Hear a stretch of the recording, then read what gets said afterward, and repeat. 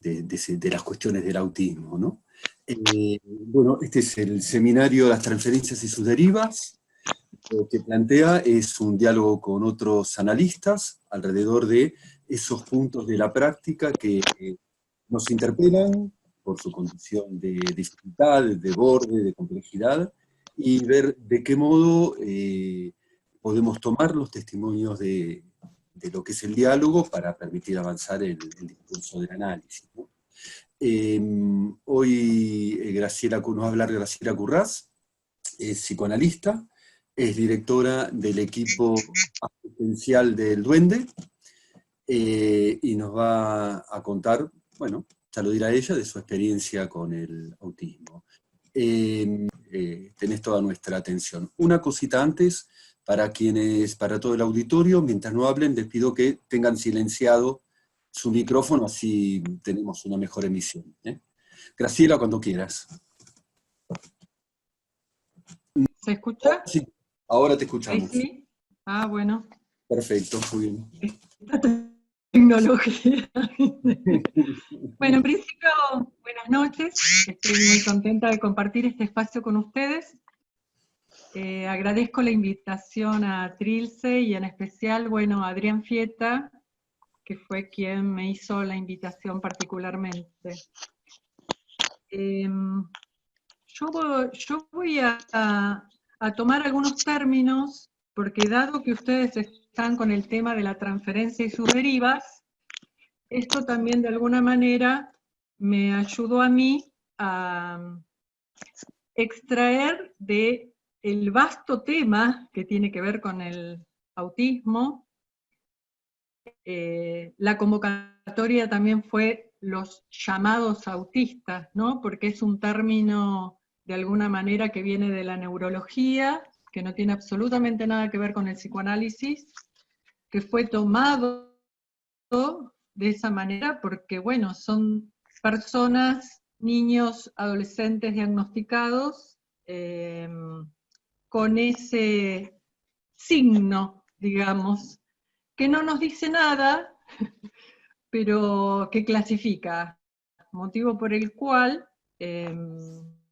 nosotros, el equipo que coordino, que me acompaña y que también acompaña este modo de pensar la clínica, no hacemos diagnósticos, sino que trabajamos desde otro lugar. Un poco equivocando esto de los protocolos y esto de diagnosticar en base a ciertos signos que de alguna manera cierran e imposibilitan pensar la dirección de la clínica, ¿no? En principio,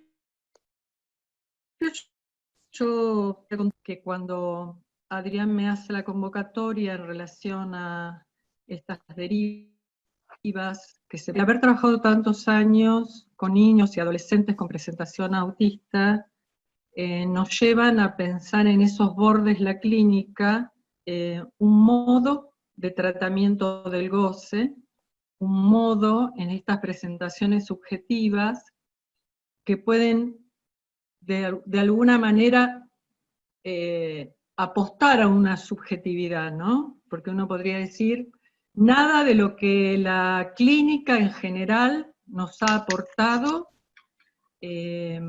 podemos leer lo que sucede en la clínica de estos niños llamados autistas con las mismas características que podríamos leer una subjetividad donde se cumplieron los tiempos del sujeto, ¿no?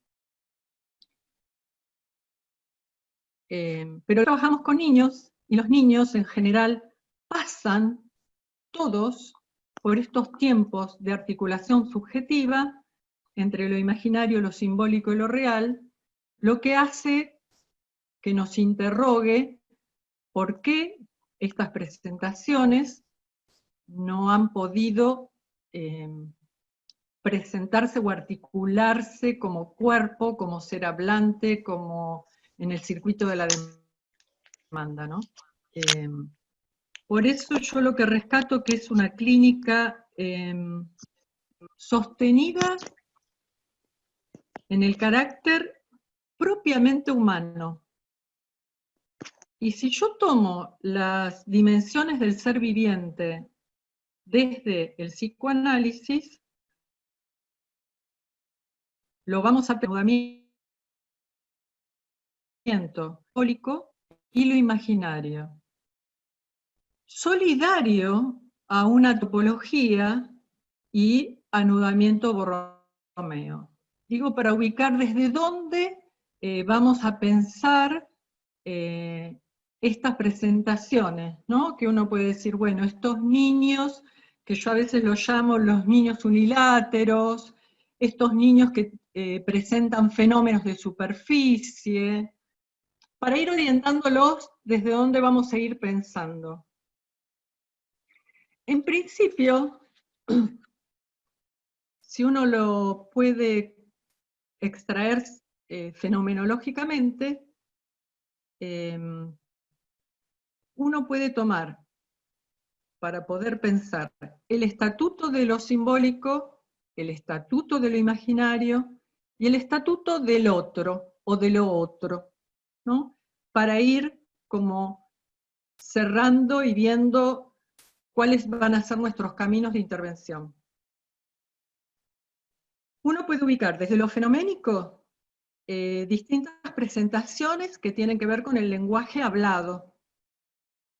Uno puede ubicar repeticiones ecolálicas, que pueden ser palabras, frases. A veces existen emisión de chirridos, chasquidos, ruidos, sonidos guturales, hasta encontrar el límite en el mutismo, ¿no? Inherente a todas estas expresiones, lo que uno ubica es la ausencia de lo singular de la palabra y la falta de direccionalidad.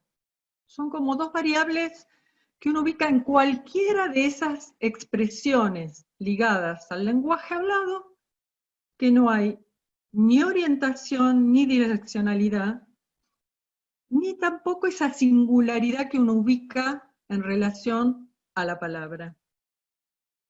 O sea que uno puede decir que estas palabras pronunciadas escapan a las leyes generales de la lengua y a las particularidades del habla. Si nosotros escucháramos desde la corriente cognitiva y educativa, esto lo leen como un déficit en lo simbólico. Solidaria a una falla simbólico del lenguaje. Esto está tomado, digo, porque son las corrientes que hoy trabajan más con estas presentaciones, ¿no? Esto para nosotros puede resultar contradictorio cuando tenemos en cuenta ciertos movimientos que en apariencia son binarios, no lo son, pero en apariencia son binarios, como esto de ir, volver, prender, apagar, subir, bajar, ¿no? Que son movimientos de alternancia que responden a lo simbólico. Pero ¿qué pasa? Son repetitivos, son sin interrupción y lo hacen mecánicamente. Esta reproducción de acciones, palabras, estribillos, algunas veces son rituales también, presenta un funcionamiento automático. De alguna manera, cuando yo hablo de funcionamiento, ya estoy hablando de una formación simbólica. Si no, no hay funcionamiento.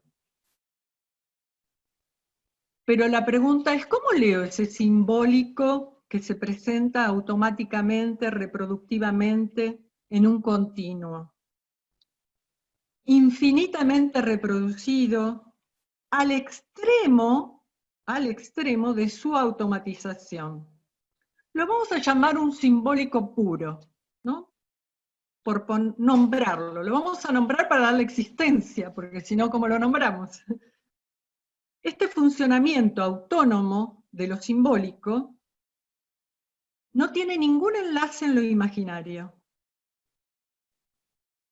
Es correlativo a todas estas significaciones en lo verbal y los desplazamientos sin detención en lo motriz.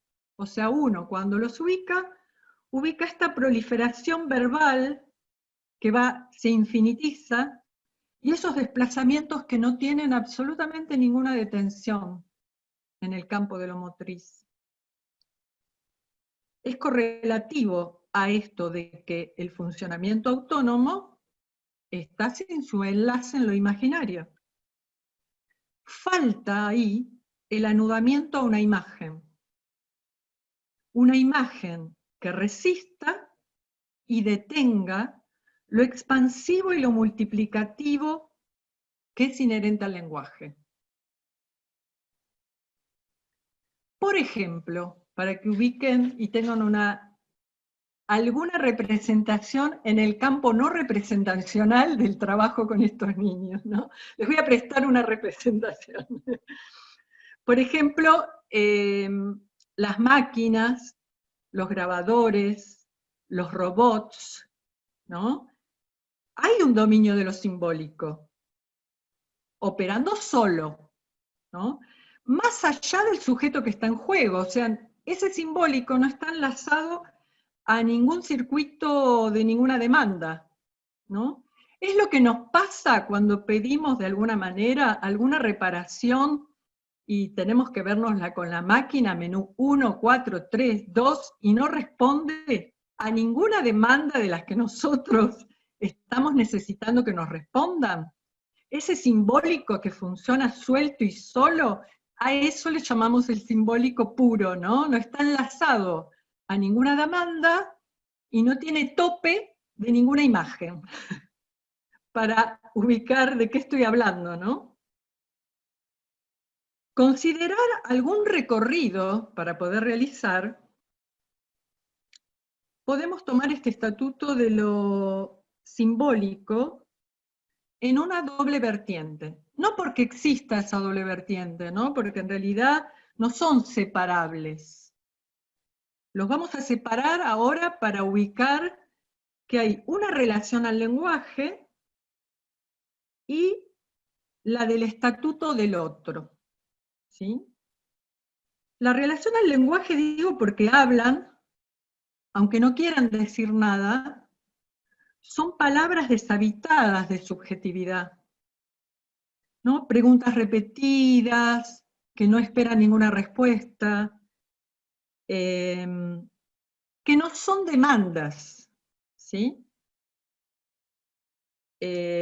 Otra presentación que a veces aparece está ligada bajo una modalidad imperativa, ¿no? Cómo se introduce el lenguaje imperativamente, ¿no? Lo imperativo del aparato del lenguaje.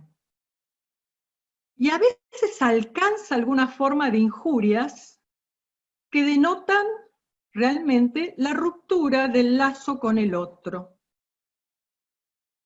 Volviendo a esto, digo, este lenguaje automático, sin direccionalidad, sin articulación de la demanda, ni alteridad imaginaria. La articulación de la demanda supone como mínimo la constitución de dos lugares. Y acá un poco, digo, fui tomando esto pensando en el tema de las derivas de la transferencia, ¿no? Cuando uno dice, bueno, constitutivamente se necesitan dos lugares, ¿no?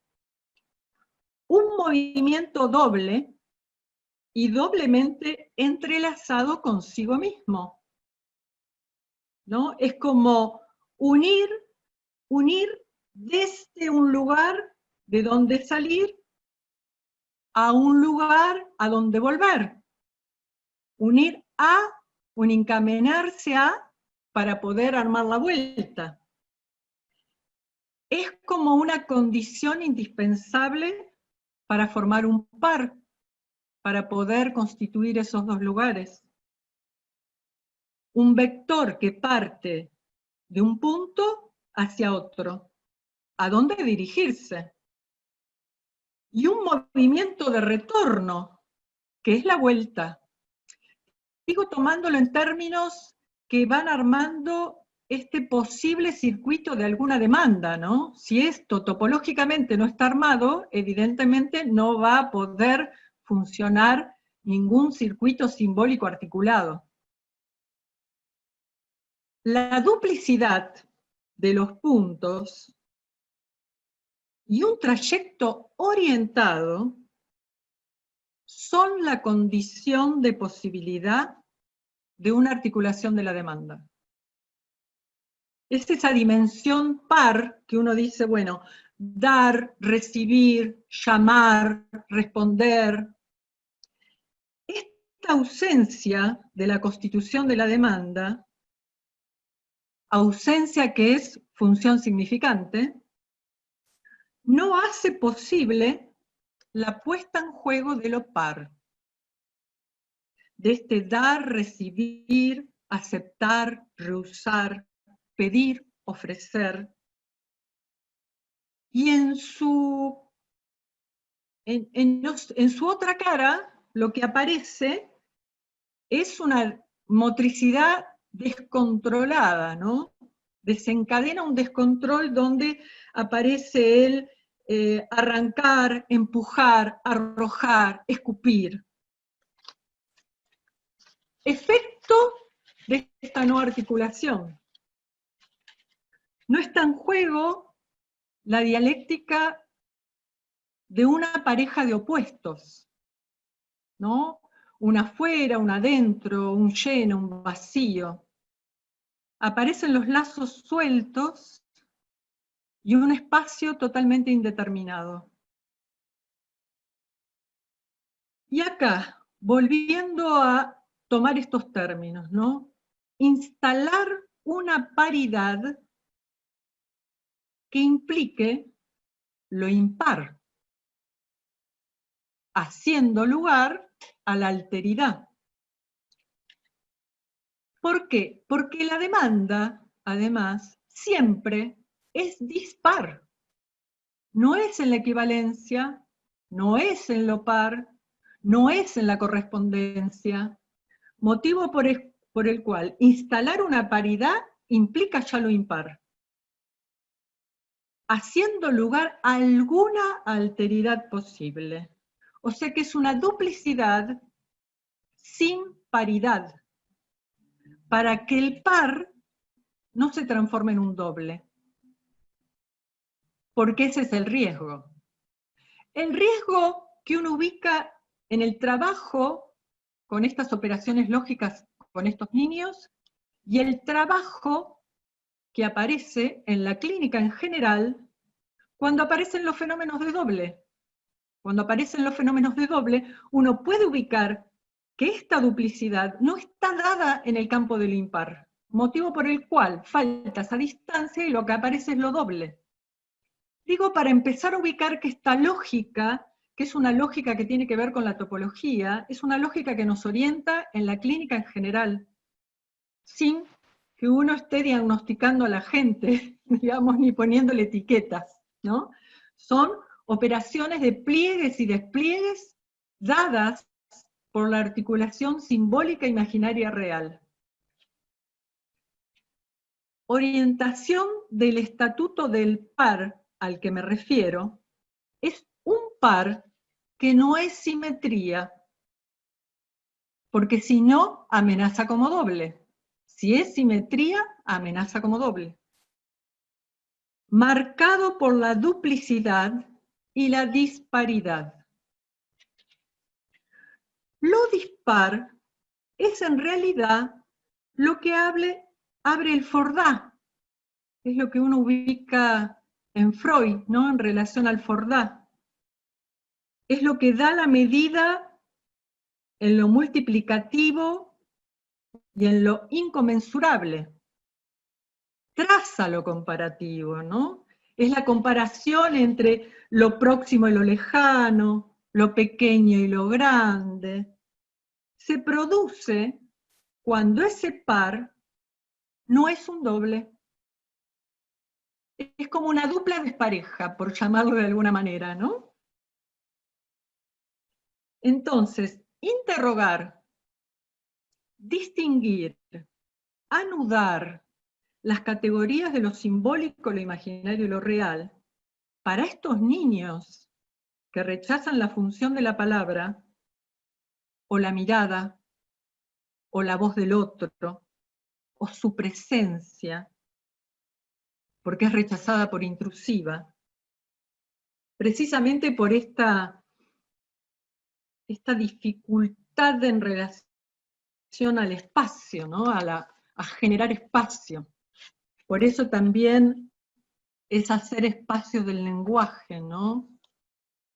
Cómo necesitamos de una topología para generar mundo. Si partimos del uno solo,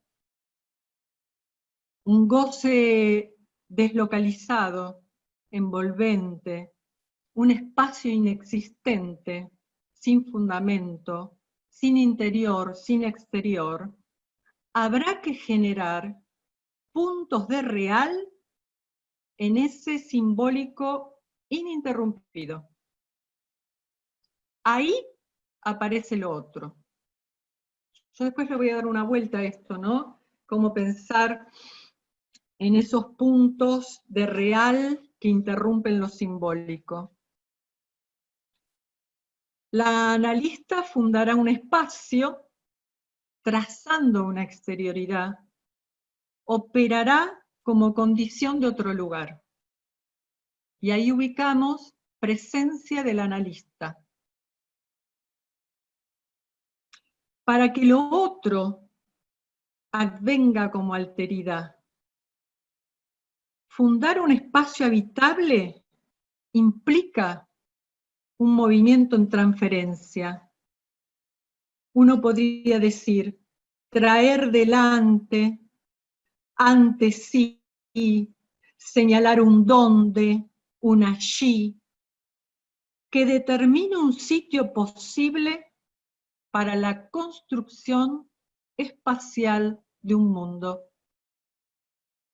Que haya un piso soporte, un techo, un arriba, un atrás, una puerta que obstaculice e instituya otro lugar.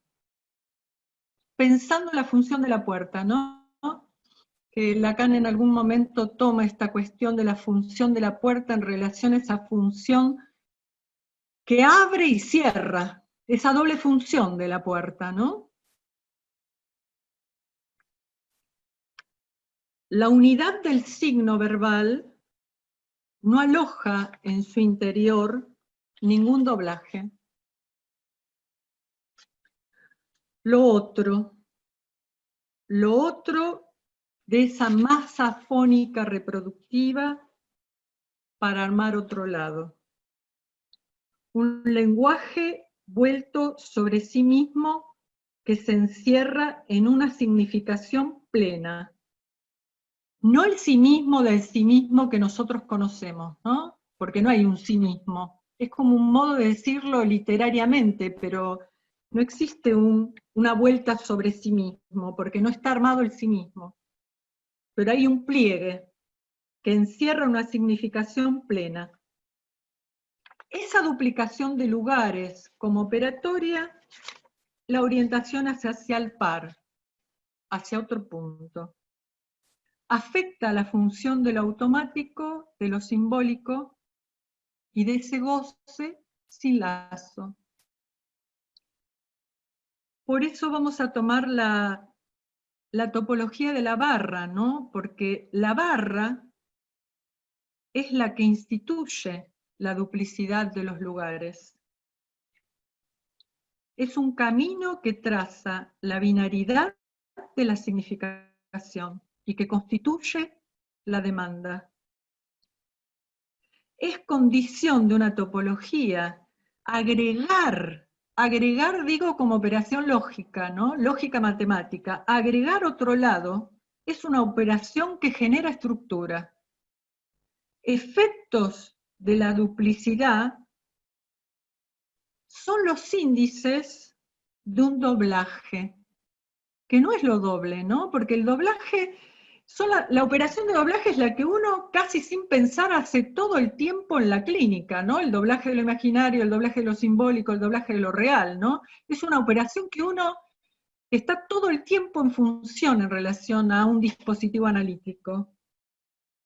Uno ubicaría que esto genera estructura, efectos de esa duplicidad, como índices de un doblaje, no lo doble, estoy hablando de doblaje. Dimensión de lo par sin que sea doble. Si hay doblaje, hay estructura.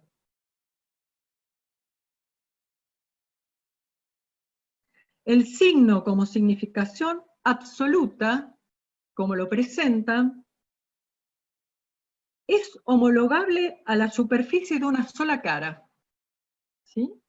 Ese signo, como significación absoluta, es homeomórfica a la superficie de una sola cara, que no es orientable. Una superficie unilátera. Una superficie unilátera no puede darse vuelta, no tiene imagen, no se especulariza. La duplicidad, lo que demarca un espacio, arma una superficie de dos caras. Y yo acá voy a tomar algo ligado a Lenon-Duper, ¿no? Cuando Lacan toma un poco esta cuestión de la constitución del espejo, cuando habla de la orientación de RCI, y es interesante porque él dice, la imagen del cuerpo en el espejo, la imagen está realmente invertida, ¿no? La constitución de la imagen en el espejo está realmente invertida. Yo tengo imagen realmente, o sea, topológicamente en la realidad está invertida, e invertida como función simbólica, ¿no? Ahí tendría un IRS, pasa la imagen por lo real y lo simbólico para armar el nudo de la especularidad. Ese anudamiento, ¿no? Sería ese pasaje de lo no orientable a lo orientable. El anudamiento de lo simbólico, redoblamiento del espacio en la imagen, esa inversión que se produce, genera el nudo de lo especular. Produce otro lugar, constituye una espacialidad que alojará la alteridad. Volvemos a esta cuestión de la instauración de la barra, porque la instauración de la barra afecta, por un lado, la adhesión de la única superficie, ¿no? Es adhesivo a una sola superficie. Y por otro lado, localiza ese 2 del funcionamiento de la barra, advenir el significante y significado. Porque en realidad, si la barra no está en función, el significante significado arma signo. Es el funcionamiento de la barra lo que tiene efectos de significación. Si la barra no está en función, si la topología de la barra no está en función, no tenemos efecto de significación, tenemos signo. Esta instauración de la barra es anterior a cualquier construcción de cualquier escena. No hay posibilidad de armar cualquier escena si no está la instauración de la barra. Además, convengamos que es la que produce y la que hace funcionar la metáfora. La lógica de la duplicidad y de la barra son condiciones necesarias para el movimiento de lo simbólico. Ahora, ¿esto es suficiente? No. Es condición, pero no es suficiente. No es suficiente porque para la dimensión ficcional, dimensión propia de lo humano, la dimensión ficcional es propia de lo humano. Es el que posibilita a los niños poder jugar. Ficción, ¿no? Este juego del parecer que afecta al ser. No soy aquel, sino que me asemejo a aquel que no soy, ¿no? O sea, aparece, el parecerse a otro implica parecer lo que no es. Es una distancia, y tomo el término distancia, porque alude al espacio, una distancia entre aquello que él o ella es y aquel al que se asemeja, pero no es. Acá tenemos una operación que tiene que ver con la negatividad del ser. La ausencia de ficción en estas presentaciones y en muchas presentaciones clínicas, no llamadas autistas, ¿no es cierto?, que también uno lo ubica, la ausencia de ficción, es un funcionamiento de lo simbólico sin movilidad en el enlace a la imagen. Porque hay un errar entre un sentido y otro que representa algo que no es. Articular lo simbólico a una imagen que es otra, necesita una distancia.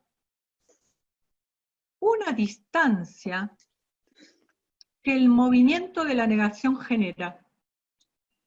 Y acá tenemos distancia y negación. Digo, para articular los términos que tienen que ver con la topología y el espacio, y los términos que tienen que ver con el campo de lo simbólico y lo imaginario, ¿no? La dimensión ficcional es el fundamento del juego. No hay juego si no hay dimensión ficcional. Por eso uno ubica muchas veces en la clínica en general gente con muchas dificultades para jugar, para ficcionar, para imaginar, ¿no? Para ir pensando qué articulaciones están dadas o no para que eso sea posible. Las intervenciones clínicas, en este caso, en nuestro equipo, que trabajamos con niños, con adolescentes, se orientan al nacimiento del juego. Lo negado, cuando nosotros usamos la negación en estas presentaciones, lo negado no afecta el objeto, cae sobre sí. O sea, esto determina para el niño rechazo, motivo por el cual tenemos que buscar un modo de trabajar la negación, la función de la negación necesaria, sin que esto recaiga sobre el cuerpo del niño. ¿Por qué uno piensa que la función de la negación? Bueno, precisamente ¿por qué esta importancia? ¿No? Porque, bueno, excluye la copulación del lenguaje con el cuerpo. Instala una disyunción cuerpo-goce, separando el goce de él. Pero lo que la negación la tomamos homeomorfa a la barra, operar con la barra en un espacio topológico funcionará a modo de negación. Topología de la barra como tratamiento de la negación, le decimos nosotros en nuestra jerga con estos niños, ¿no? Que tiene que ver con la extracción, exterioridad, como modos a través de la espacialización. Este campo que creamos a partir de operar con la barra como tratamiento de la negación. Y en esta espacialización vamos a dar lugar a lo que decimos campo escópico.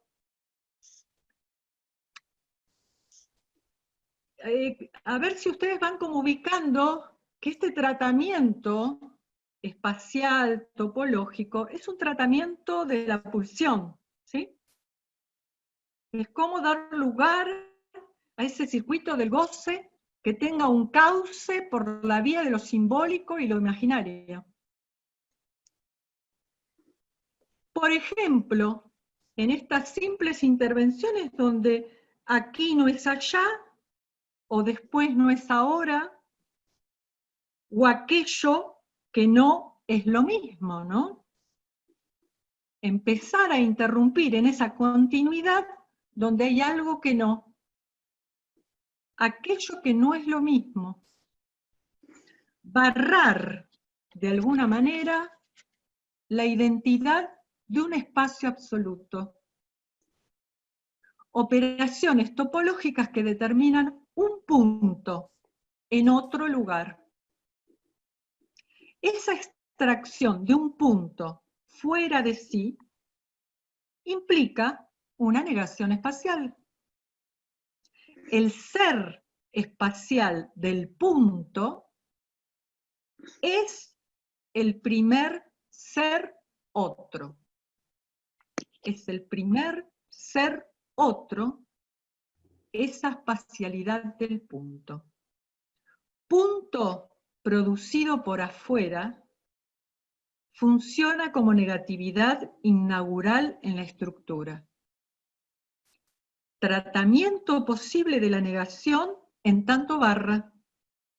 Construye aquello que no, algo que no, un punto como negación espacial,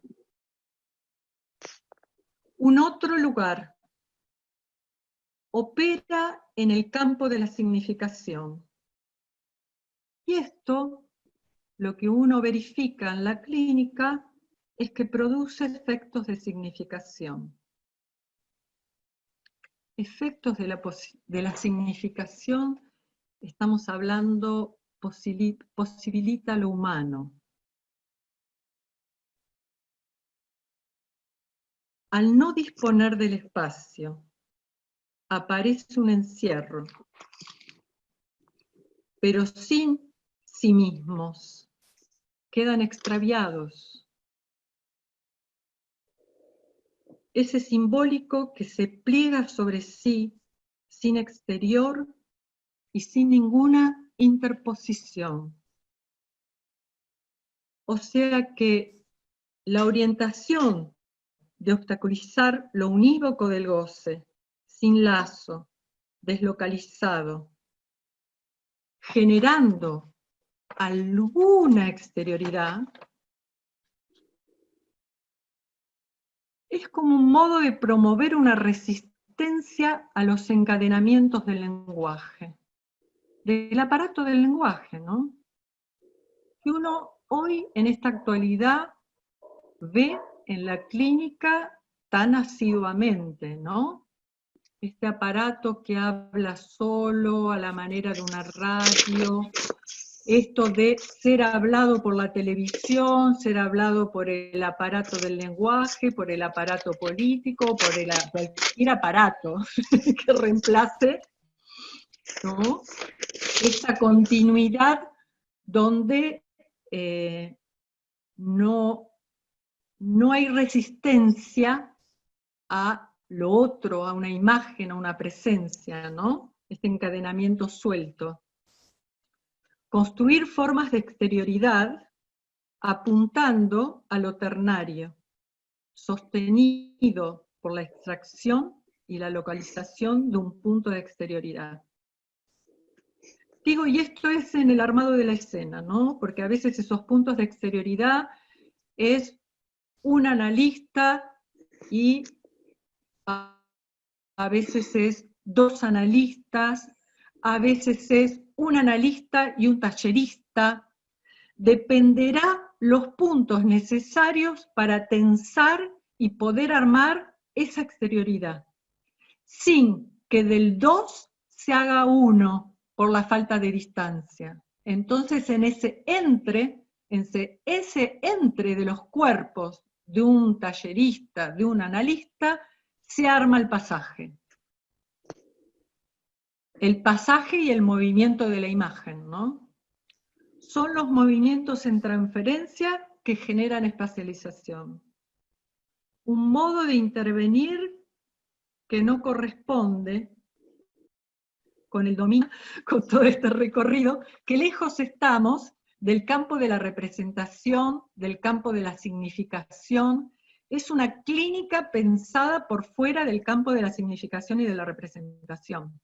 Porque ni las representaciones ni las significaciones nos sirven, sino que en realidad enloquecen más, porque no hay con qué asirlo.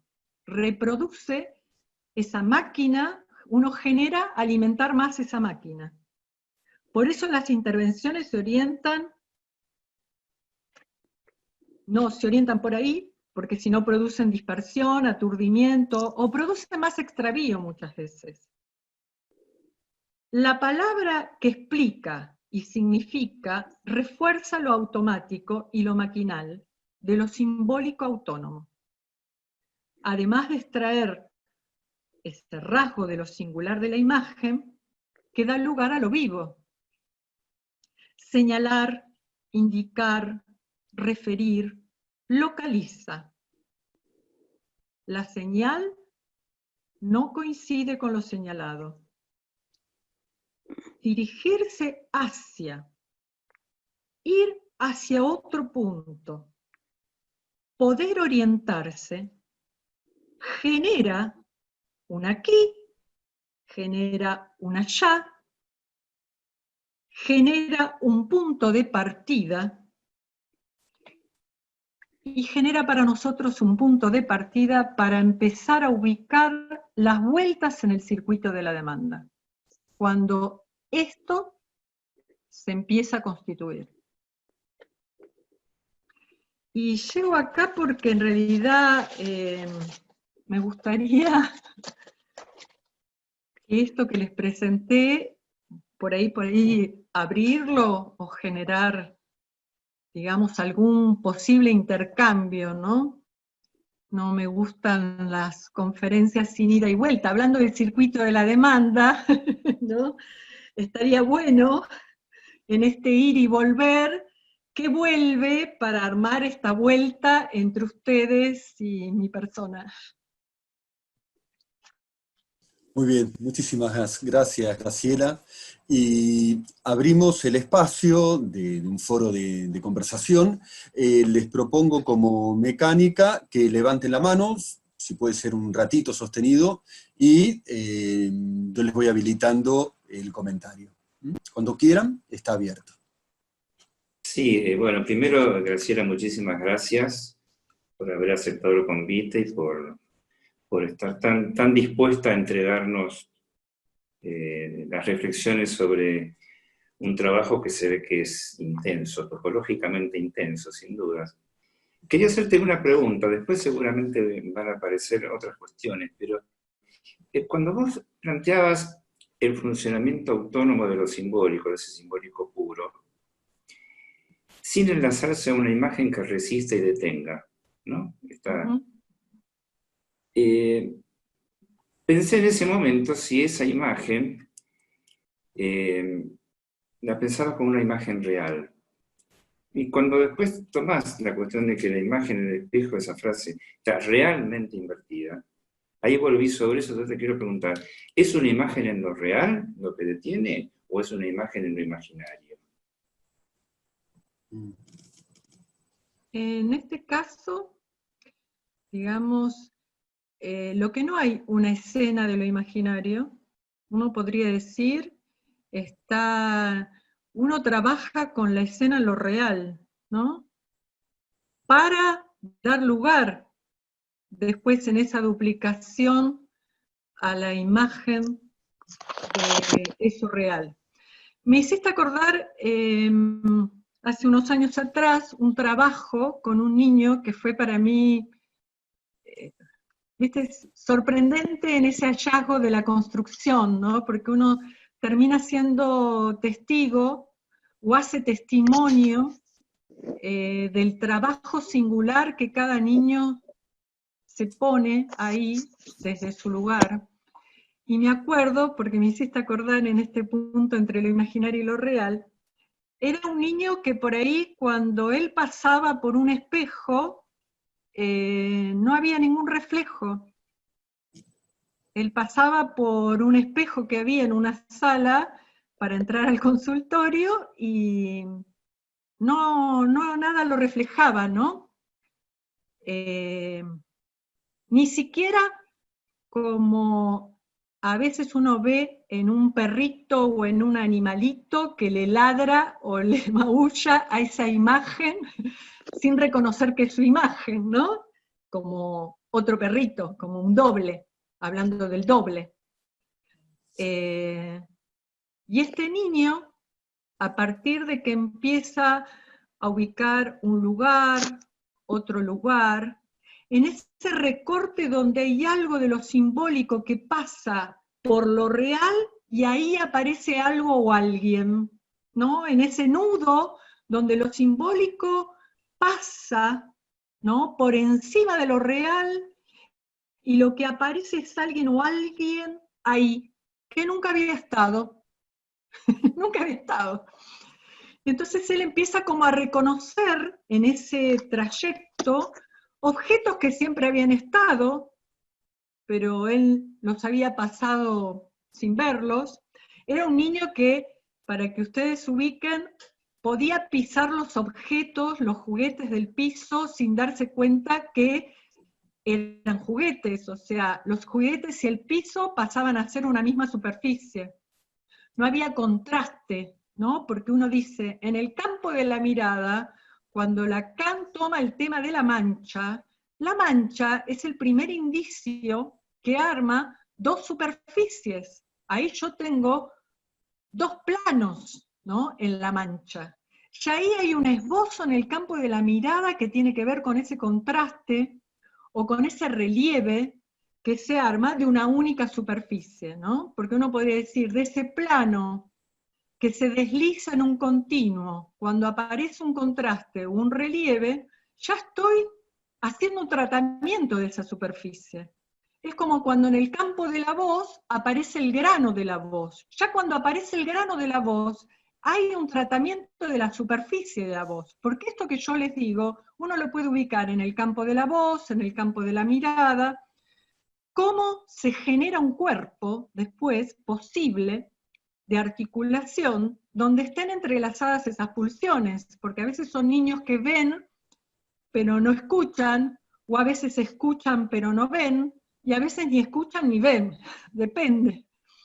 No todos los niños que aparecen, su detención subjetiva fue en el mismo punto, ¿no? Porque uno dice, los tiempos del sujeto no es lo mismo que se detenga antes, digamos, del control de esfínteres, donde hay ahí un anudamiento de la pulsión anal del escópico y la escucha, a que esta detención se realice después del control de esfínteres, por ejemplo, porque son como momentos donde se articula el campo de lo simbólico, lo imaginario y el cuerpo, donde un niño empieza a tener dominio de su cuerpo y empieza a tener dominio de la escena, motivo por el cual son los momentos donde los niños pequeños empiezan con estas pulseadas a ver quién tiene más dominio, ¿no? Es como el esbozo para la estructuración yoica. En este caso de este niño, que empieza a aparecer algo o alguien, un día pasa por ese espejo y ve alguien o algo, y a partir de su movimiento empieza como a mover el brazo y ver que el brazo del espejo se mueve. Ese espejo da la casualidad que daba a la puerta de un baño, estas cosas de las contingencias, ¿no? Que son maravillosas, porque si uno quisiera lograr una intervención nunca podría. Y justo ese día estaba abierta la puerta del baño de ese pasaje, y cuando él se para frente a la puerta, que estaba abierta, ve el inodoro. Otro punto, digo para ubicar, ¿no? Estaba el espejo, estaba él, y estaba la puerta abierta y ve el inodoro. Él va hacia el inodoro, mira el inodoro, vuelve al espejo y mira en el espejo y da vuelta, se da vuelta para mirar el inodoro. Uno nunca sabe si eso es un hecho hasta que uno lo verifica, ¿no? Porque uno se entusiasma, pero después de ahí ubicar que es un hecho o no, a veces pasa mucho tiempo para ubicar si algo pasó o no pasó.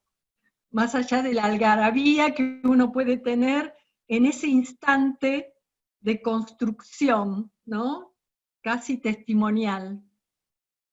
A la semana siguiente, él viene con una revista de este lugar Easy, que venden materiales de construcción. Entonces viene con la revista, va al pasillo donde está el espejo, pone la revista donde está el espejo, va hacia el inodoro real, vuelve hacia la imagen, hace esto 2, 3 veces, me mira y me dice, inodoro. Inodoro.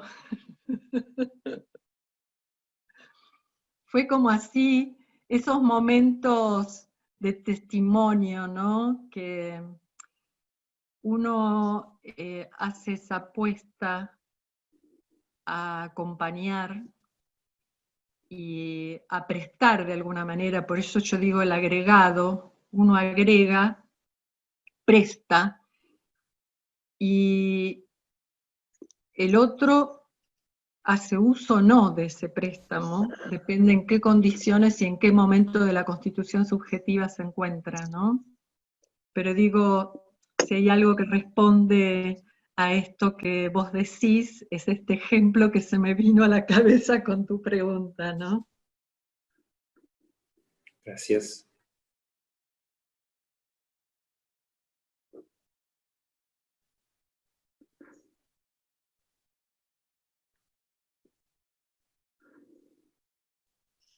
Mira, yo quería comentar algo, quería preguntarte si querías hablar de algo.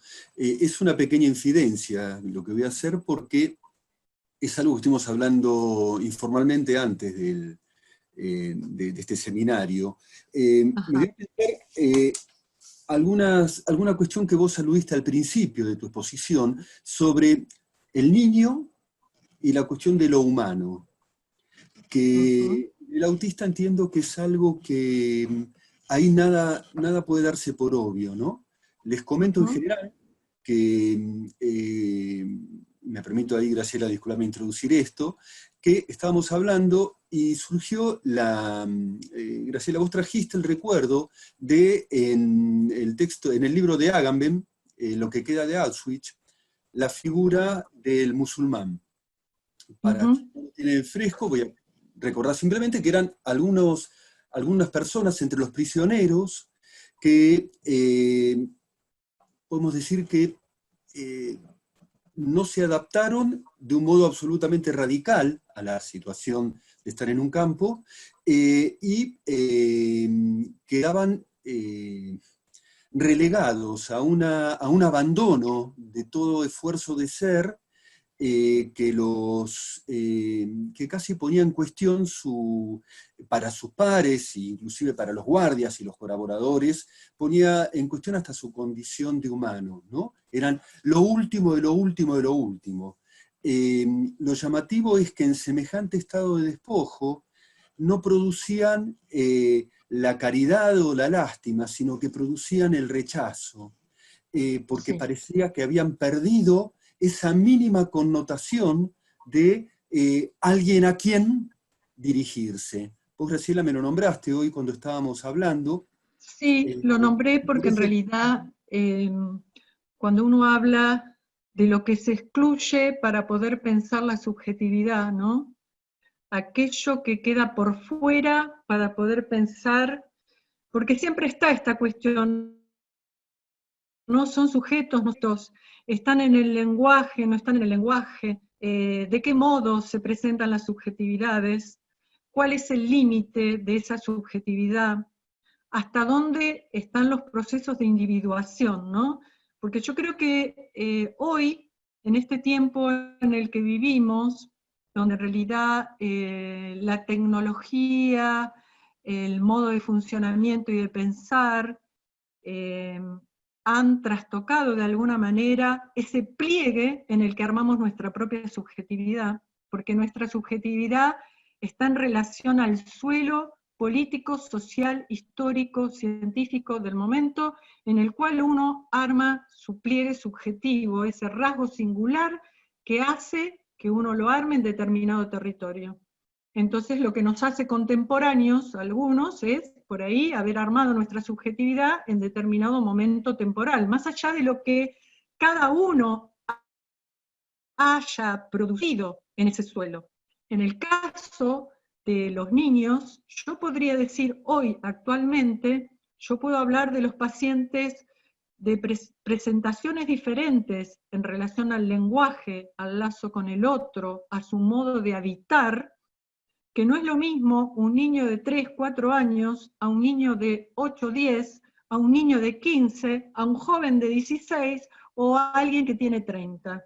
Y se notan las marcas epocales en el modo subjetivo de anudarse según espacio-tiempo, ¿no? Porque uno puede decir, es la temporalidad de alguna manera lo que también nos humaniza. Yo pensaba, en este extremo que tiene que ver con las presentaciones que no resisten a veces ni siquiera a la gravedad física, porque hemos recibido niños que ni siquiera podían sostenerse en la bipedestación. Y ahí viene lo del musulmán, ¿no?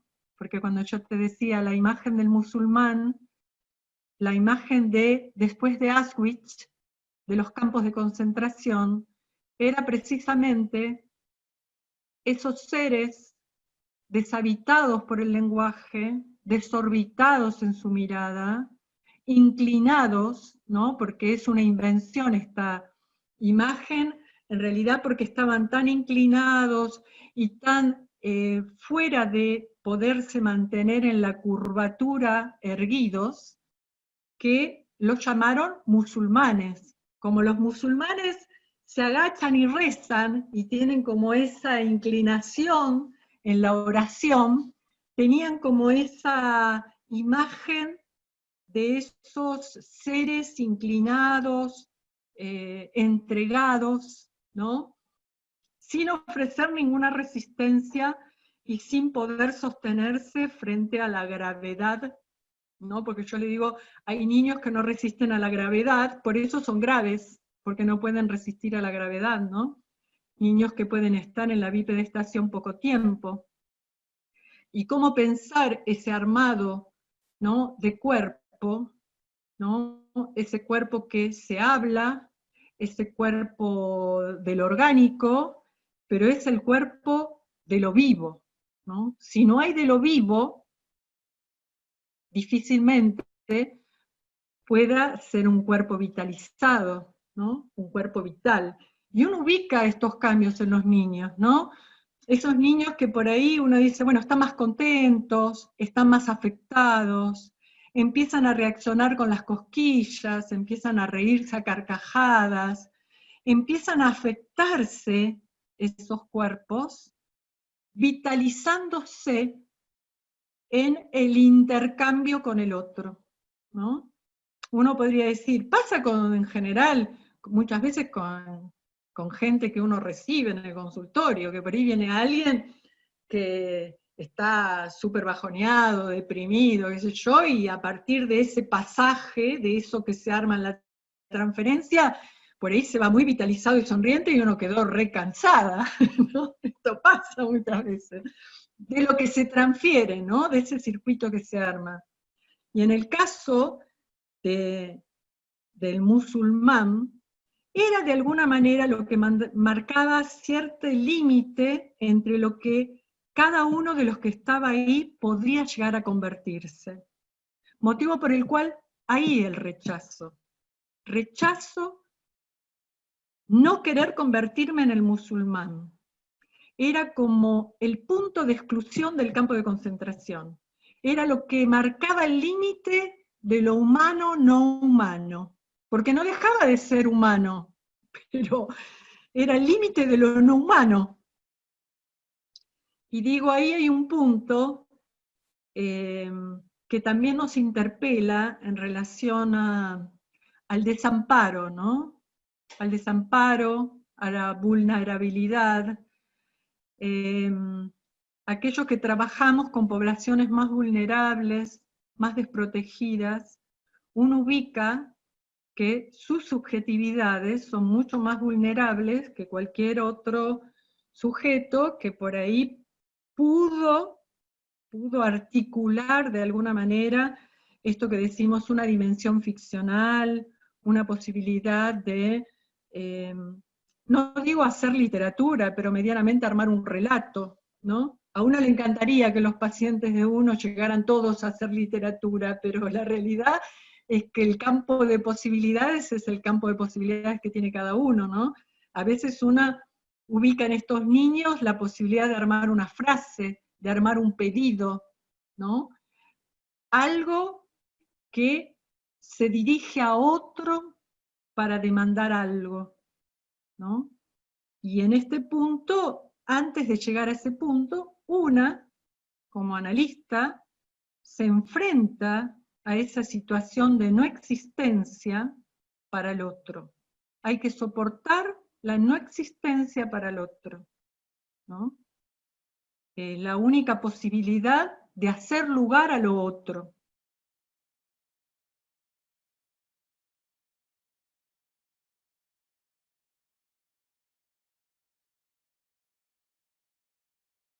Y esto en todo el campo de la clínica, ¿no? Porque yo a veces cuando escucho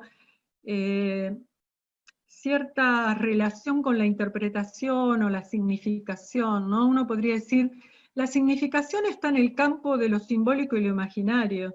Si yo anudo lo imaginario con lo simbólico, estoy en la infinitización de la significación, si no hay un real que haga tope ahí, ¿no?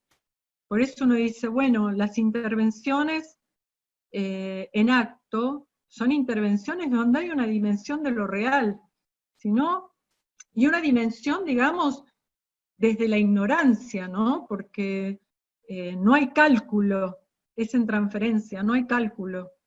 Hay ahí un estar ahí soportando la ignorancia de lo otro que uno no sabe, por más que haya un intercambio, ¿no? ¿Qué de lo que uno dice, expresa, se sirve el otro? Uno no tiene ni idea, ¿no? A veces pasa cuando alguien viene y dice, bueno, porque vos me dijiste tal cosa el otro día, y uno ni tiene idea. ¿Qué tomó esa persona? ¿Qué le sirvió de eso, no?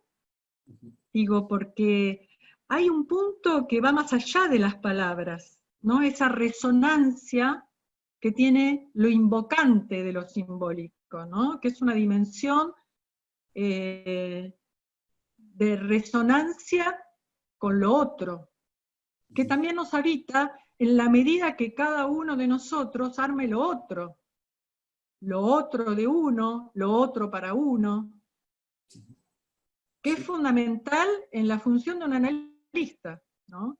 Porque si no, el otro, hablando de la duplicidad, se puede convertir en un doble de uno, o en un modo de intervenir, suponiendo desde un saber que el otro lo habita eso otro que uno supone. Yo siempre digo, la suposición está del lado de lo imaginario. Y esto Lacan lo toma cuando hace la construcción de lo imaginario, y con mucho respeto toma a la escuela inglesa, que en ese momento, digamos, tenía mucha clínica en el campo de la niñez. Pero lo que se pregunta Lacan es, ¿puedo yo?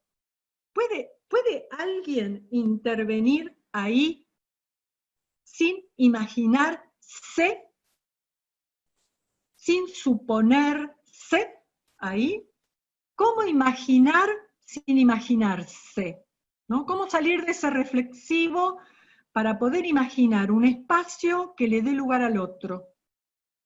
Que no precipite con mi imaginario, mi suposición, algo que no está pasando. Entonces digo, en ese campo, pensar otro imaginario, como nos ayuda la topología, en términos de trazas, líneas, espacios, cortes, hace que uno pueda imaginar sin imaginarse antropomórficamente o sin imaginarse en relación al espejo, ¿no? Tarea difícil salir del campo de lo especular, para que el otro no sea un reflejo del mí. Exactamente, Entonces Graciela. digo, Sí. sí, Una cosita, hay preguntas pendientes, tenemos un ratito todavía, y después vamos a pasar a la segunda parte del seminario, que tiene que ver con un comentario de nuestro director Enrique Tenenbaum. Pero antes, Jorge Tarela quiere hacer un comentario. Jorge, cuando quieras. Sí, buenas noches. Bueno, en primer lugar agradecerte, Graciela, por tus palabras, tu introducción. Me parece un tema que da para largo y tendido, digamos. Pero mi pregunta es la siguiente. En parte creo que recién estuviste haciendo unos comentarios respecto a este tema, pero la pregunta yo la tenía desde antes, así que te la comento. Es la siguiente. ¿En qué, digamos, en calidad de qué nombraríamos a ese uno que interviene como analista, dada esa práctica, ¿no?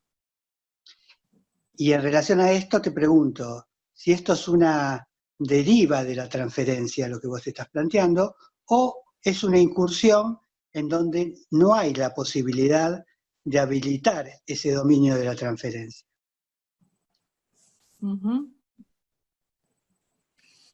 Bueno, yo podría decir que en esa deriva de la transferencia se termina armando algún circuito de demanda cuando se arma la vuelta, ¿no?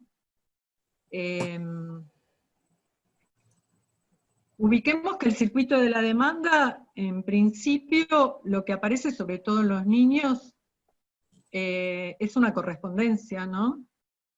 En el campo de la niñez, los niños, a partir de que empiezan a introducir algo del orden de la negación, pueden ubicar que lo que demandan no siempre es satisfecho, ¿no?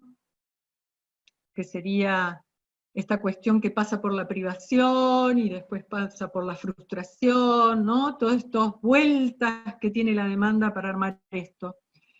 En este punto, el analista sería como el punto de exterioridad, en principio, que tironea de alguna manera ese repliegue sobre sí.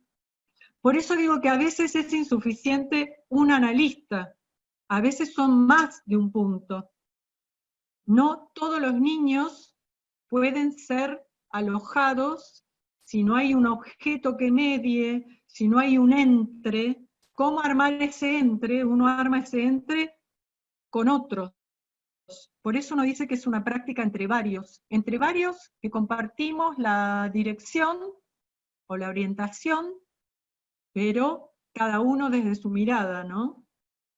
Por eso digo, esa disputa del goce del uno para diversificar la demanda, diversificar el goce, digo, hay operaciones lógicas que se van efectuando en el entre varios, motivo por el cual ahí funciona, como funciona analista, puede haber una intervención de cualquiera de alguno de los lugares que está sujeta a esta orientación. A veces puede ser una intervención del musicoterapeuta, que por ahí fue una intervención analítica desde la musicoterapia. No es que uno puede ubicar el lugar encarnado del analista, sino como una función que circula en un equipo que tiene una orientación de abrir, de buscar puntos de duplicidad para que se pueda dar de alguna manera el entre un punto y otro punto, ¿no? El entre que arma mundo, porque si no hay entre no hay mundo, ¿no? Uno ubica esto, ahí donde desaparece el entre no hay mundo, no aparecen dos puntos, no aparece el otro, no aparece nada. Digo, es como un tema, el entre. Y tomo este punto porque hoy podríamos decir, estamos en un mundo que no hay intervalo, hay interfase. Por eso los niños tienen que ser muy veloces, porque ese intervalo es una interfase. ¿Por qué? Porque está implicado por la velocidad de la transmisión, la velocidad del pensamiento. Motivo por el cual hoy hay muchos términos para volver a pensar que tienen que ver con el suelo en el que los niños hoy tienen que armar los tiempos subjetivos, ¿no? ¿Con qué recursos cuenta un niño para esa velocidad armar esos tiempos, ¿no? Tiempos de detención, que tiene que ver con la inhibición, ¿no? Donde uno ubica otras variables en estas posibilidades de pensar la subjeción.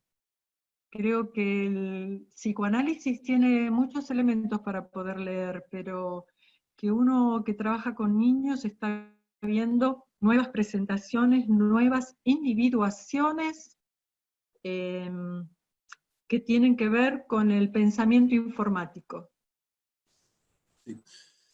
Sí. Se nos voló el tiempo. Graciela, la verdad que una enorme riqueza lo que nos transmitiste. Muy agradecido por esto yo, y creo que en nombre de todos. Y si les parece, ahora voy a dar lugar al comentario de Enrique Tenenbaum, que es el director de Trilce Buenos Aires, para que haga justamente, como dije recién, un trabajo de comentario y un desarrollo que en base en parte a lo que hoy se habló. Nuevamente muchas gracias, Graciela. Continuamos con vos, Enrique. Bueno, gracias, Adrián. En verdad no voy a hacer un comentario. Bueno. Seguramente voy a comentar algunas cuestiones, pero la idea no es hacer un comentario, no me autorizaría a eso.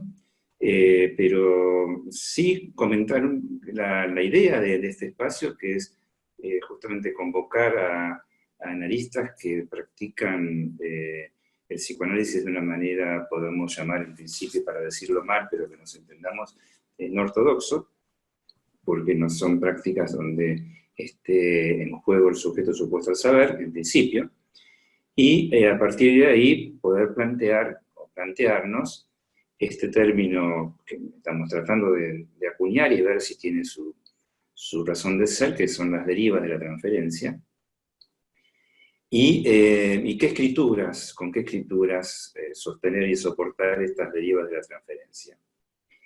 Escuchar a alguien que nos hable de una práctica que viene realizando hace muchos años y que ha teorizado y que nos transmite su experiencia y su teorización, nos coloca en una posición que yo podría llamar, siguiendo los términos de Graciela, puntos de exterioridad. Son discursos que plantean puntos de exterioridad al modo en que cada cual va pensando sus temas. Siempre es tan enriquecedor encontrarnos con otra manera de abordar las cuestiones que, por lo menos a mí, lo que me hizo hoy es invertir el orden de las cuestiones que pensaba trabajar.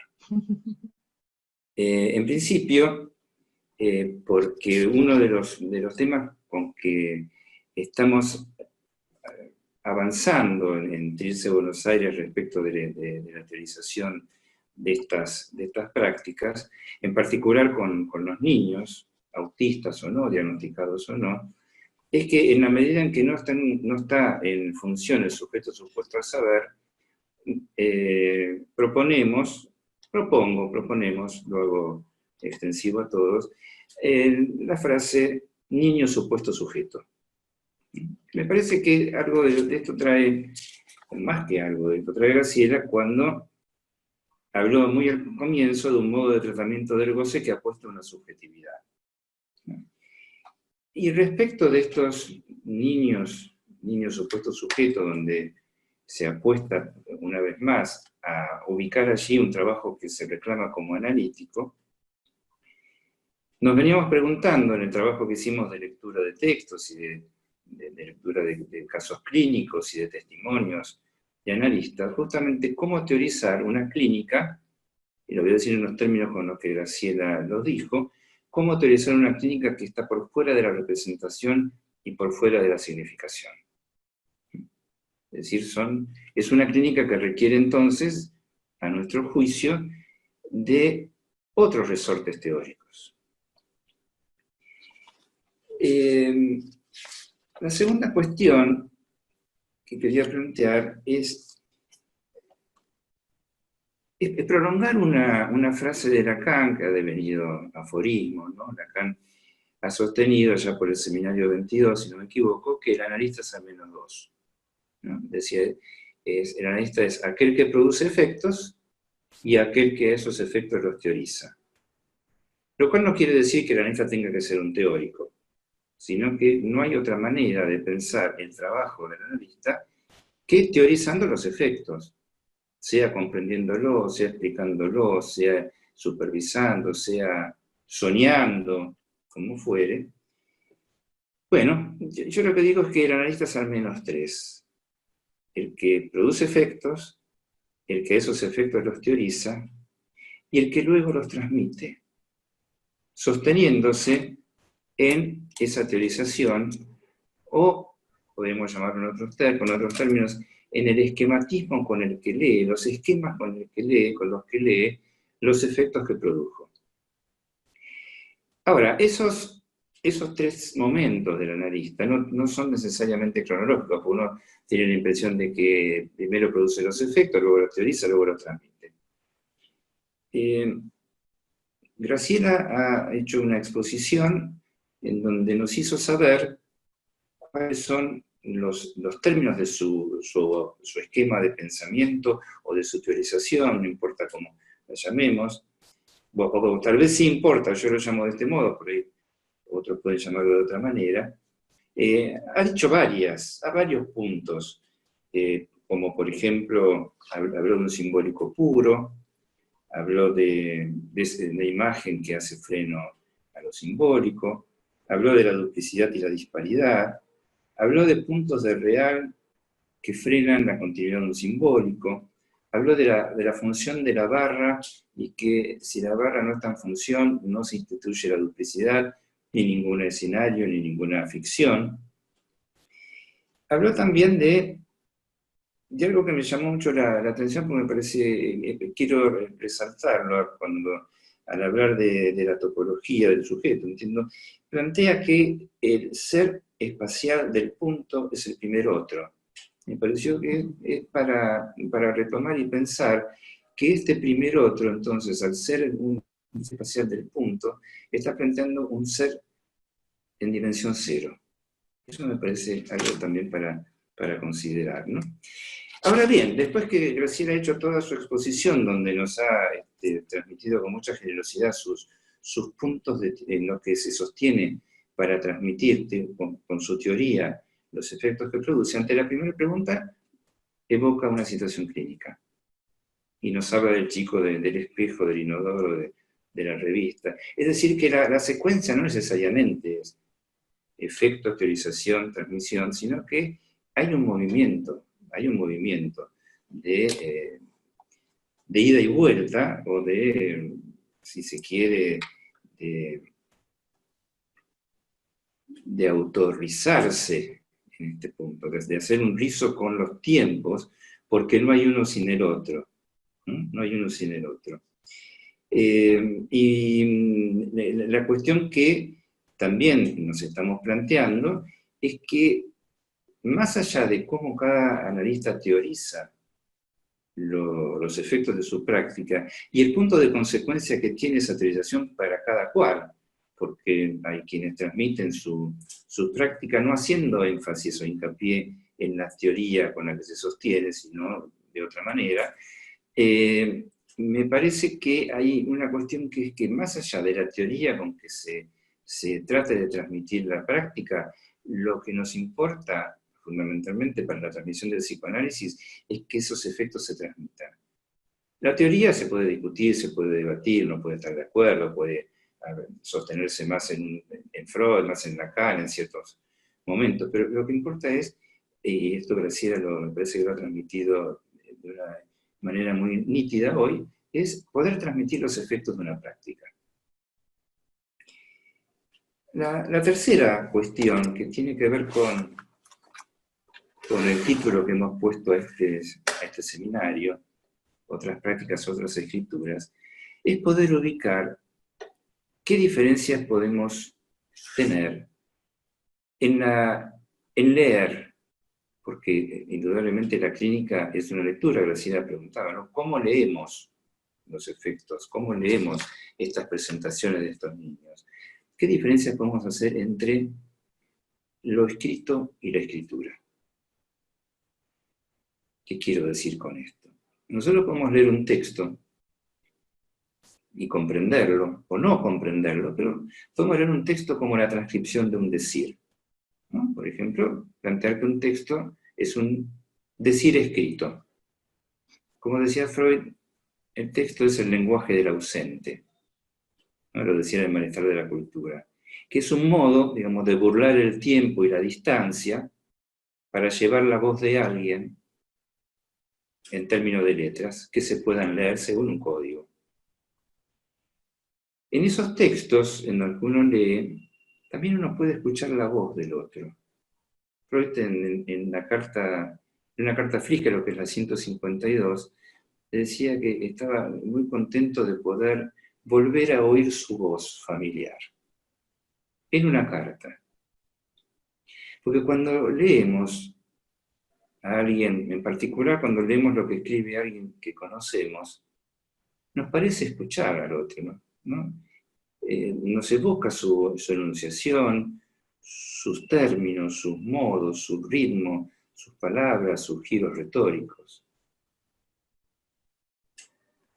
Freud se transmitió principalmente por el escrito, fundamentalmente por el escrito. Incluso sus conferencias, él las escribía.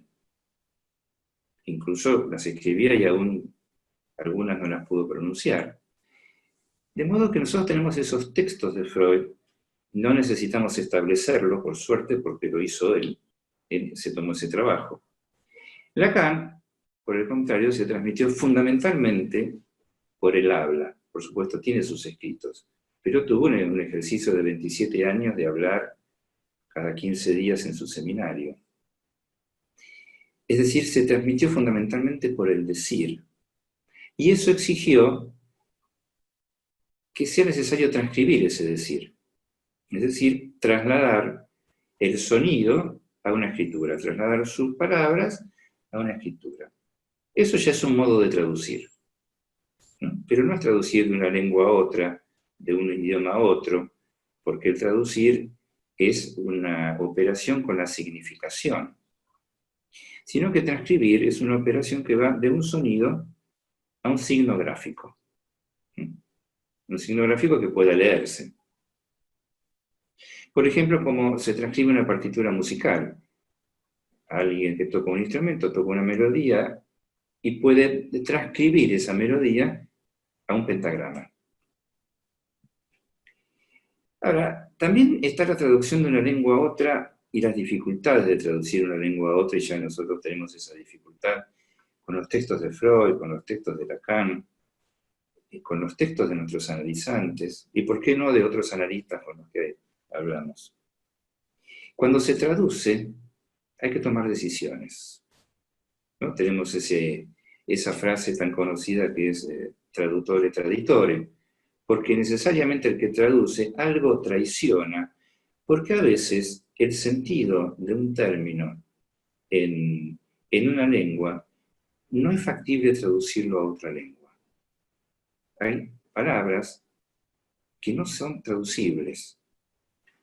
Hay también formaciones del habla que no son traducibles. Alguna vez se ha dicho que la poesía es lo intraducible en la lengua. Pero también hay en la operación de traducción algunos dilemas que el traductor tiene que tomar. Hay una película de hace algunos años que se llama Esther Kahn, creo que es del año 2000, que es una joven británica de una familia judía que ve que en su casa hay alguien escribiendo en hebreo, y que era un párrafo de la Biblia. Entonces, ella le pregunta en otro momento a su madre si la Biblia no estaba traducida al inglés, porque veía que la escribía en hebreo. Y la madre le responde que sí, que la Biblia estaba traducida a todos los idiomas, a todas las lenguas, salvo algunas palabras, que los sabios traductores, por ser sabios, pero por no ser santos, no sabían si el valor de esas palabras eran lo que significaban o las letras de sus palabras. Entonces preferían no traducir.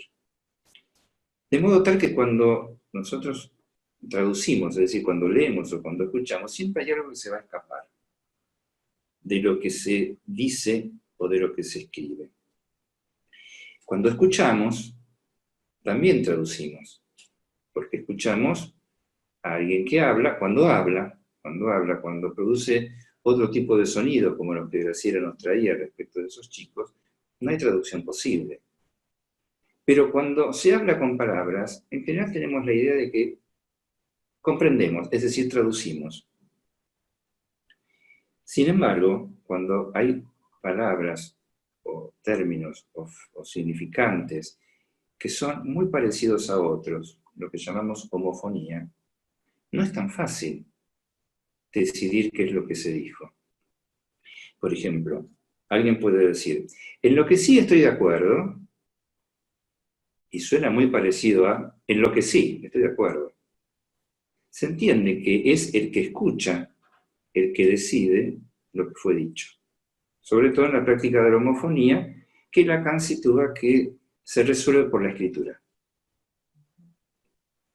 Es decir, que tenemos ya una cuestión ligada a la escritura que no pasa por la comprensión, sino que pasa por una decisión y pasa por un lugar de la letra que no es solamente el soporte material del significante. Cuando nosotros escuchamos, cuando hablamos, no nos salimos del malentendido. Necesariamente. Lacan decía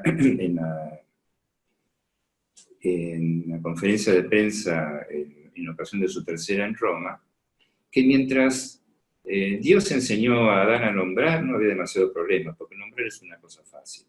Se nombra la luz, se nombra las tinieblas. ¿No? Se nombra un simbólico puro, como traía Graciela, ¿no? Una oposición significante. Ahí no hay problema. El problema es cuando el verbo se encarna, porque se encarna malentendido. En los escritos que leemos y comprendemos, no hay malentendido, porque no está la función de la escucha. Pero sí puede haber falta de comprensión. Lacan decía que sus escritos no eran para ser comprendidos. Entonces hay una dimensión de la lectura que escapa a la comprensión, aunque leamos un texto escrito.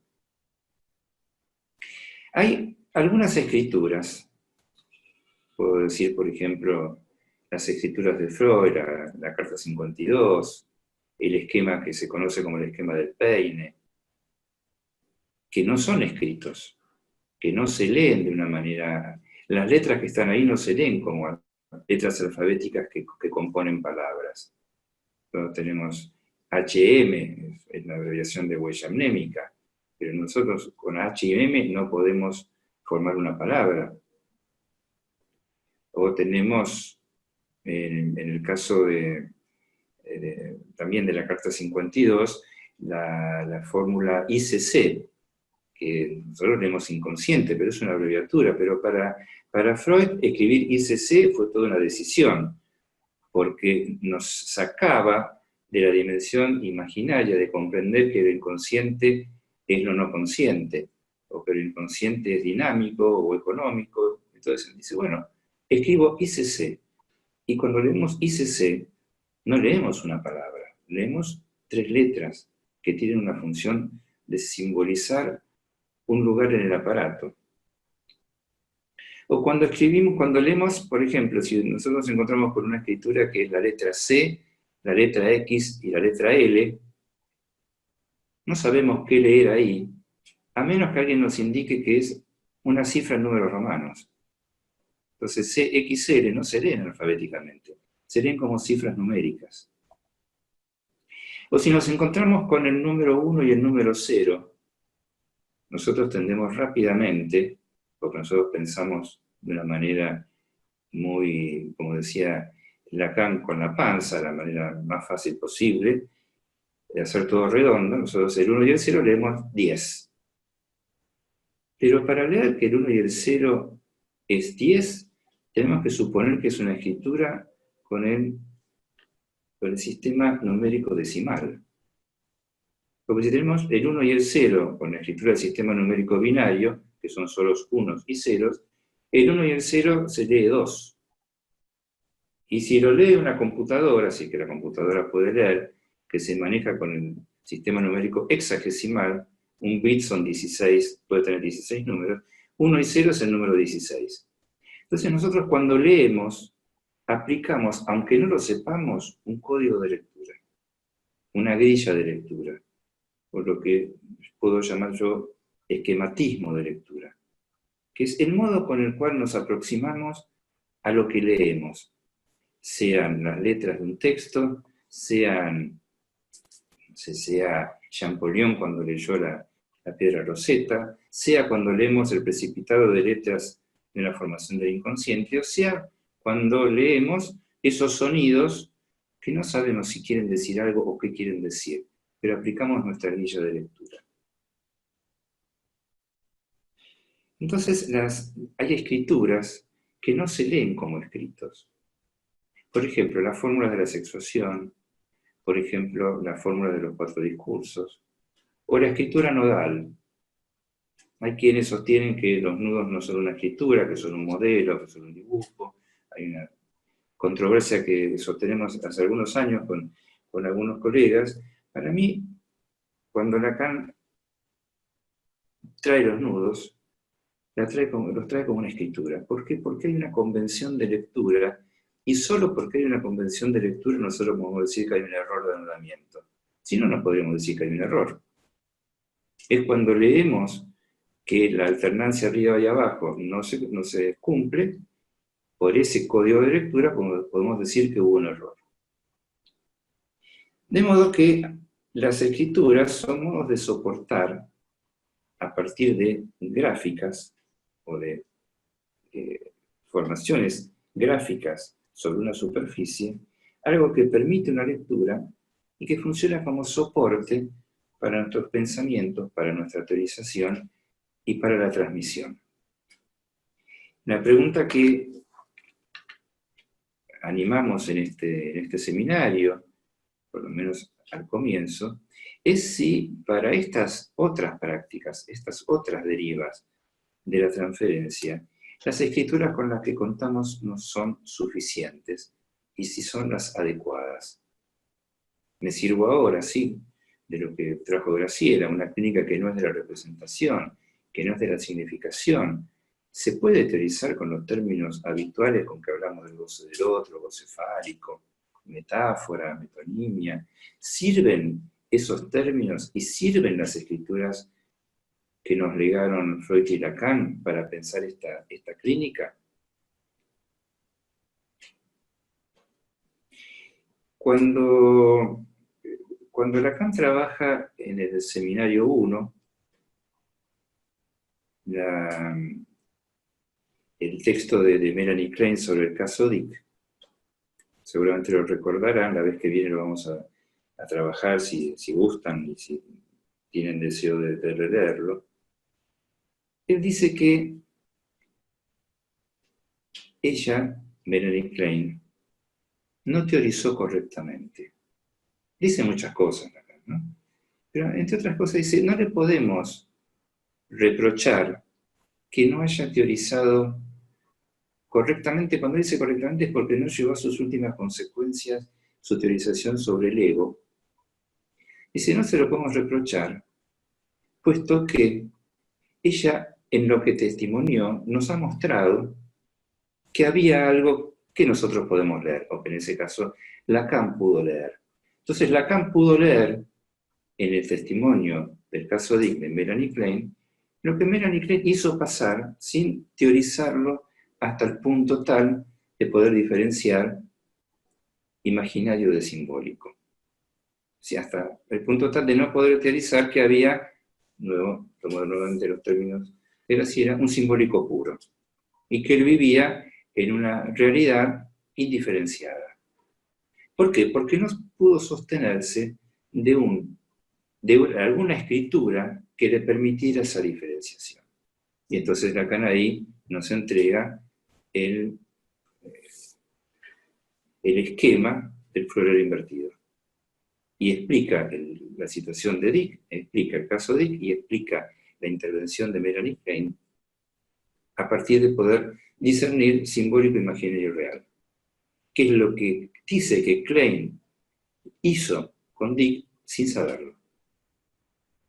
Del mismo modo, en el capítulo anterior a ese texto, estamos en el primer Lacan, digo por los que hablan del ultimísimo. En el primer Lacan se pueden ver cosas que después se retrabaja, quizás de otra manera, quizás desdiciéndose de algunas cuestiones, pero su esquema de trabajo con los tres registros lo tiene de entrada.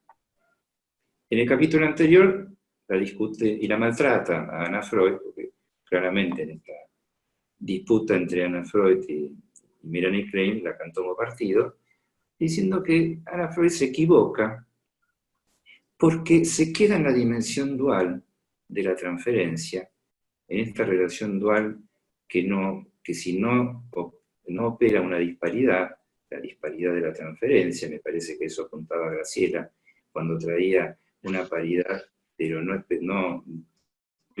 igual, porque justamente la transferencia, en la transferencia hay una disparidad subjetiva, y cuando Lacan plantea que Anna Freud se equivoca porque interpreta la defensa en la relación dual de la transferencia, no consigue ningún resultado más que la agresividad potenciada de su paciente, hasta que entiende que el problema no era la transferencia, era que la paciente se defendía de una identificación con el padre. Y entonces y ahí puede trabajar de otro modo. Y Lacan dice, cuando puede convocar a un punto exterior, es decir, a un tercero, a una alteridad, puede reconducir su técnica. Bueno, y lo último que quiero decir hoy, para poder ofrecer esto que digo, para que lo conversemos, es que Melanie Klein, cuando nos escribe el caso Dick, dice algo que es que en la medida en que Dick no hablaba, en la medida en que él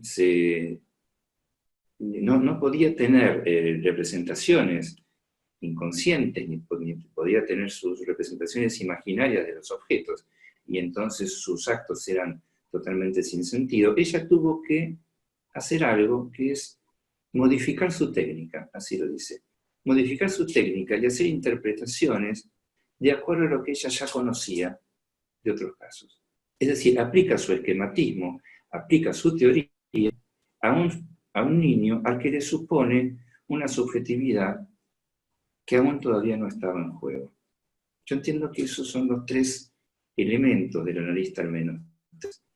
Produce efectos al inocular lo simbólico de esa manera tan brutal como Lacan lo dice.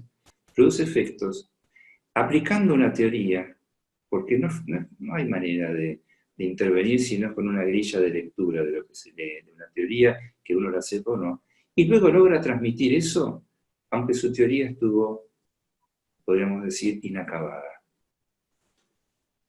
Bueno, entonces me detengo acá y me gustaría escucharlos a ustedes.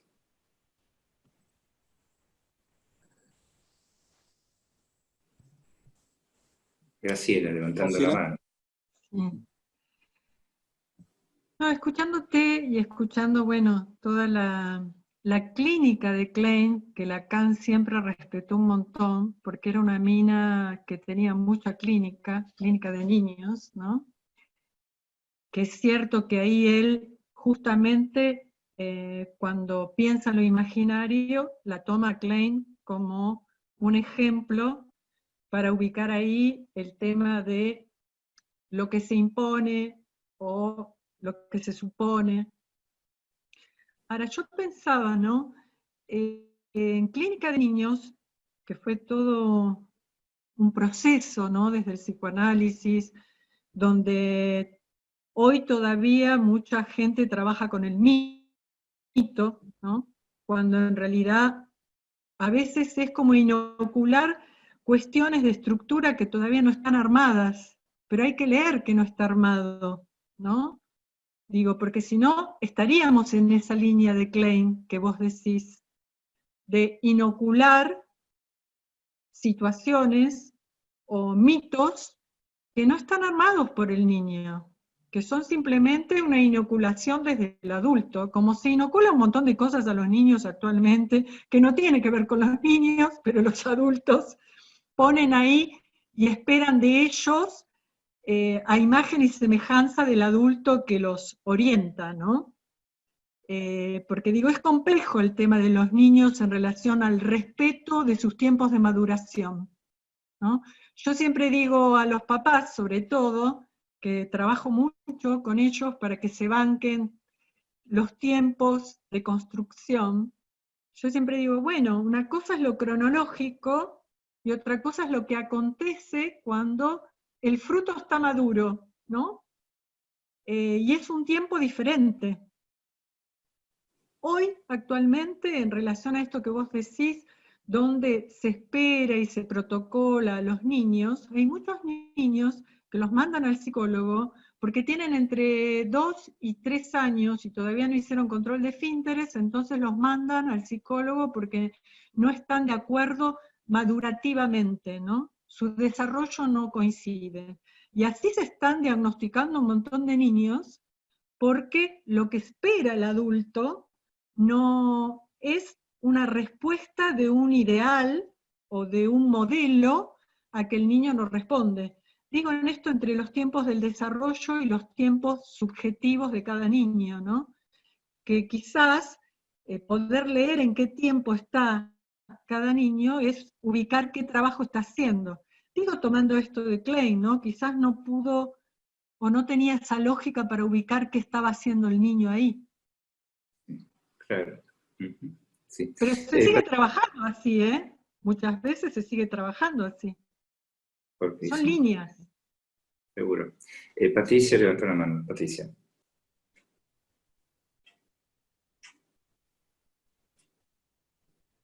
Sí, ahí está, no he encontrado el micrófono. No, cuando ustedes decían algo de lo que el adulto pone en el niño, lo ponían en relación al analista, lo ponían, y usaron instilar, y es el término que Lacan usa para decir cómo la lengua materna le llega gota a gota al niño. No hay otro modo que no sea de ese. Digo para que no nos olvidemos que también es un poner en él la lengua materna. Sí, claro. Creo que el término que usó Graciela era inocular, pero instilar también, ¿por qué no? Me parece que esto que trae Patricia es importante, por lo menos tal como yo lo estoy pensando, de lo que es el deseo de los padres sobre el hijo, porque si no se inocula algo, aunque suene mal, ¿no? Algo hay que inocular, porque si no, no marca el cuerpo. Estas situaciones en las que los padres quieren ser prescindentes, entonces, por ejemplo, no le ponen un nombre porque quiere que el niño, o la niña, cuando crezca, decida si va a ser mujer o varón, y entonces no juegan ningún deseo respecto de eso. Bueno, yo no sé lo devastador que puede llegar a ser eso. Peor que una inoculación kleiniana, me parece incluso. Vos hablabas justo de las decisiones en las traducciones. Y hay algún parangón en eso, ¿no? Esa madre que se enfrenta con el llanto del niño y empieza a tratar de ponerle algún nombre a lo que pasa. Bueno, cuando Graciela nos habla de poner un techo, un piso, una puerta, una pared, es un poco eso, es decir, esto se dice así, se dice así, esto es factible de hacer, esto no es factible de hacer, después veremos qué pasa. Pero si no se instila eso, si no se le ofrece eso, si no se traduce los sonidos y los movimientos del niño como una demanda, aunque no la sea, porque la demanda se crea con oferta, nos decía Freud, ¿no? Si se traduce eso como demanda y se instila en consecuencia, no va a haber nunca el circuito de la demanda. Porque para que el signo de asentimiento, de constitución de la imagen en el espejo, se dé, es necesario poder leer que lo que el chico hace es una demanda. Porque si no, ¿cómo sabemos si demanda o no? Cuando Klein en el caso de Dick dice, me miró y entonces yo supe que él quiso hacer, me estaba pidiendo tal cosa, ¿qué sabemos lo que Dick quería? Si decía que no tenía representaciones. Pero ella le supone una demanda. Y actúa en consecuencia. Y tiene resultados. Digo, por los testimonios reiterados de analistas que dicen que algunos padres de los chicos le dicen a los analistas que a los chicos no le hablan, porque como el chico no responde, entonces no le hablan. Bueno, ¿no será al revés? Los chicos no responden porque no le hablan. No digo siempre, pero ¿no habrá algo de eso? Perdón, yo quería retomar algo que decía Graciela, y ya la suposición, vos hablabas de cómo en términos imaginarios, más puesto en términos imaginarios, y pensaba que por ahí, más que llamarlo suposición, por ahí lo llamaría apuesta del analista a que ahí se constituirá un sujeto, como para ese permiso que vos contabas o narrabas con todo ese detalle de apostar a construir determinada adelante, atrás, alguna cosa espacial donde ese pueda habitar el lenguaje. Me parecía que, no sé si es del orden de la suposición, sino del orden de la apuesta, que eso pueda ocurrir. Sí, Patricia, en realidad la apuesta al advenimiento de un sujeto viene por el lado del analista. Apuesta, es la función del A. Apuesta en el dispositivo, claro, es así. Si no, no pasa nada, como dice Eduardo. Sí. Yo quería compartir algo, Adrián, porque encontré, justo había separado esto que decíamos del musulmán, ¿sí? Que lo saqué del diálogo inconcluso de Blanchot. Si puedo compartirlo con ustedes, digo en relación al lugar del analista, ¿no? El musulmán que Auschwitz produce es la catástrofe del sujeto, su anulación como lugar de la contingencia y su mantenimiento como existencia de lo imposible. Y yo agrego, ¿no? Es con el cuerpo que un analista ahí se ofrece a testimoniar, a amparar en su desamparo. He ahí una ética. Me llamo Virginia, lo que pasa que no estoy con mi máquina, tuve un desperfecto, estoy con la de mi marido, Julio Garín. No, quería hacer un comentario, nada más que me gustó mucho el trabajo de Graciela. Es muy difícil hablar del autismo y de los niños, ¿no? Y por otro lado, me pareció sumamente interesante que en ningún momento mencionaste ni padre ni madre, sino que hablaste de una clínica de la negación, un modo de anudamiento de lo simbólico a lo imaginario, ¿no? Como un camino a precup, ¿no? Y del cuerpo de ese niño como una superficie topológica donde inocular algo de esos puntos de borde de la exterioridad. Me hiciste acordar mucho a un pacientito, el más pequeño que tuve el año pasado, donde jugábamos a meternos, y digo jugábamos porque se había convertido en un juego, ahora digo por qué, jugábamos a meternos adentro de una bolsa de dormir. Y cuando nos encontrábamos, en ese interior se encontraba la mirada, nos podíamos mirar. Y pusiste en palabras eso que jugué, pero que ahora se me ocurre volver a los textos y volver a leerlo, ¿no? Esto que vos dijiste hace un ratito, ¿no? Esta práctica exige doblemente un esfuerzo de lectura, es muy difícil de leer. Eso, nada más. Sí, hola, lo que pasa es que se cae el sistema en cualquier momento, porque estoy con el límite de batería, pero bueno, la conversación que se venía dando entre lo que Enrique decía, situando esta diferencia entre lo escrito y la escritura, y lo que antes había dicho Graciela, me parece que es pertinente situar, y esto creo que Graciela en un momento lo pudo situar en relación a la práctica, es que ese que llamamos un analista, el que interviene ahí, no es... Ay, se cortó. No, se cortó.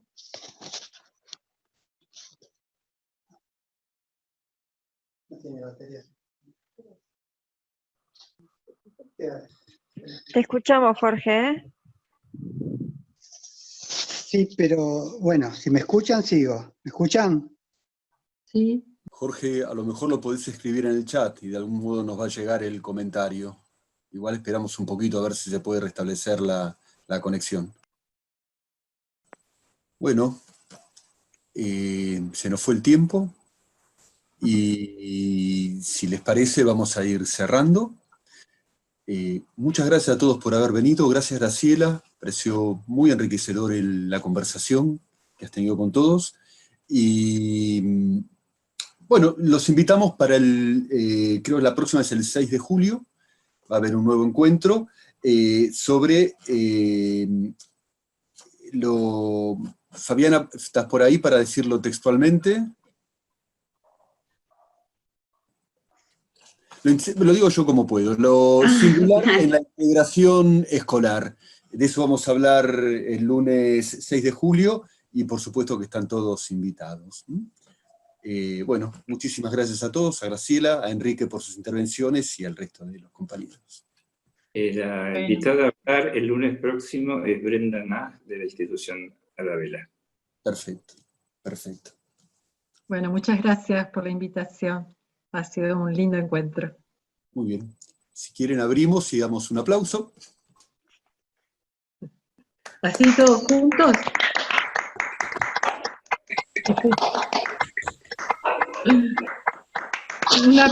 Un aplauso metálico. Bueno, un poquito metálico, pero es aplauso. Muchas gracias, adiós. Gracias. Chao, buenas noches. Gracias, muchas gracias. Gracias. Chao.